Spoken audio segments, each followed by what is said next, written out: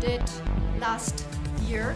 We put in a document what we call New Deal for Consumer, what we think needs to be refocused when we speak about the consumer. We all know what the obstacles are. There are not enough people who are switching the suppliers.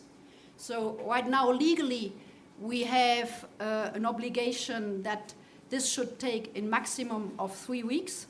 But we have a number of countries where the switching between the administration to go from one supplier to another can take up to 60 days.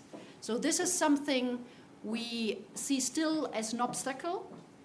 Then not only switching is one of the issues here, it's also that we will have more and more experience, and that we will hear in the next days as well, that consumers are generating their own electricity. So self-consumption, it's happening in some of our member states, but we need to look into more deeply in it, also what it means in terms of needs for infrastructure, for smart grids, for smart homes and all that, if we have more and more of this self-generation good examples.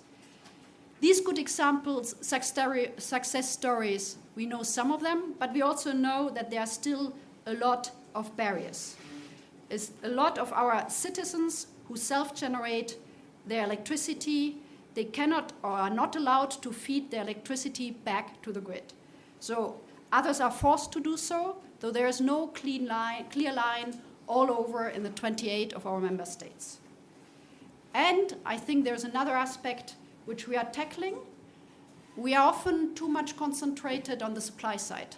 So the demand side response is one of the big issues we are, and I will come back to that, where we need to do more. We need to assess all the potential. And a failure, if we don't look out more on the demand side response, it could cost up to 100 billion a year. That could be almost 200 euros for every citizen in Europe if we don't take it up at a serious level. So what we did last summer, in all the package, we had a document on a new deal for consumer. What we found out, there are mainly 4 areas we should concentrate. First of all, better information. Still, I think we are lacking information. We are all consumers ourselves. So in order to get this information, what's possible, how much energy I consume at what moment, that is important, as I said. And the bill should be readable, so that anybody can see what is in detail the energy consumption. We should have a wider choice of action. We should keep, however, a high level, the highest level of protection for our consumers. And we should examine the freedom to generate and consume energy under fair conditions.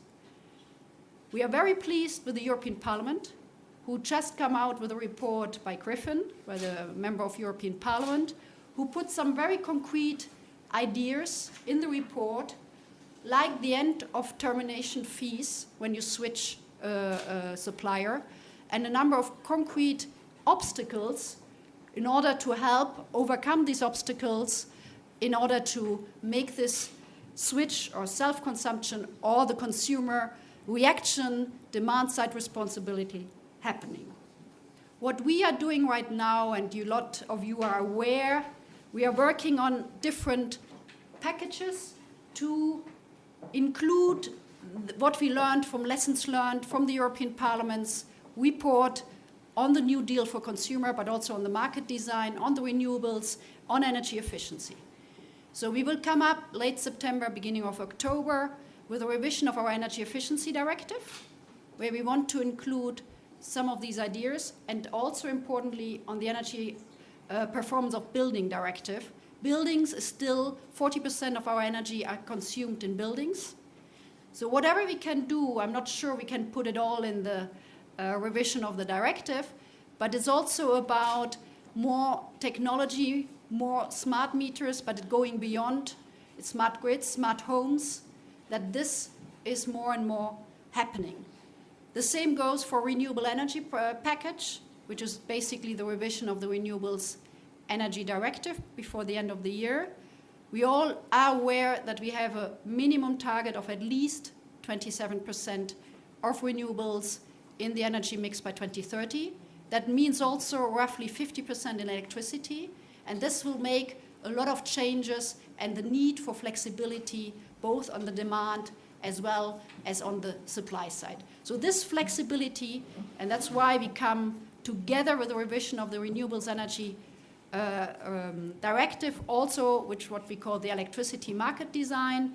The market has changed in the last couple of years. We have to continue that energy transition.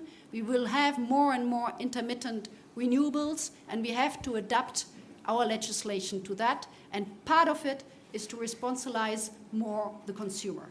So this is the big challenge that we have when we are now working on these packages for the end of the year.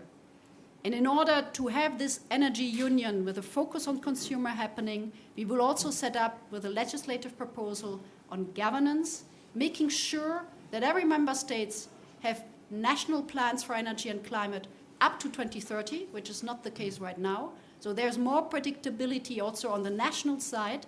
We will monitor closely because we won't have anymore the national, for example, renewables targets like till 2020. So there's a need for a strong role of the Commission to monitor progress in this area. And at the same time, this governance is about streamlining reports which exist right now.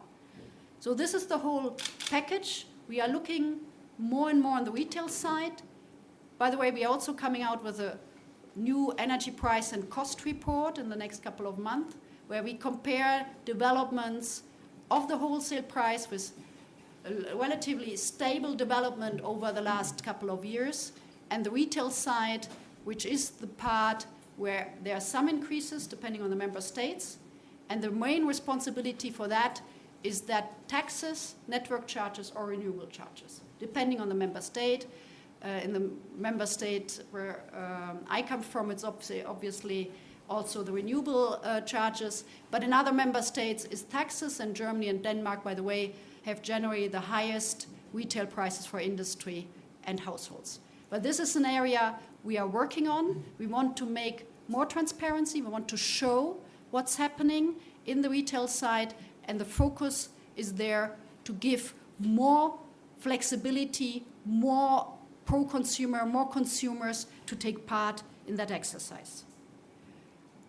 Last but not least, our EU Sustainable Energy Week, and that's what I mentioned in the beginning, will start tomorrow morning. We have Miguel Arias Cañete as a commissioner and Vice President Katainen, who will speak about the financing side, which is a really important issue.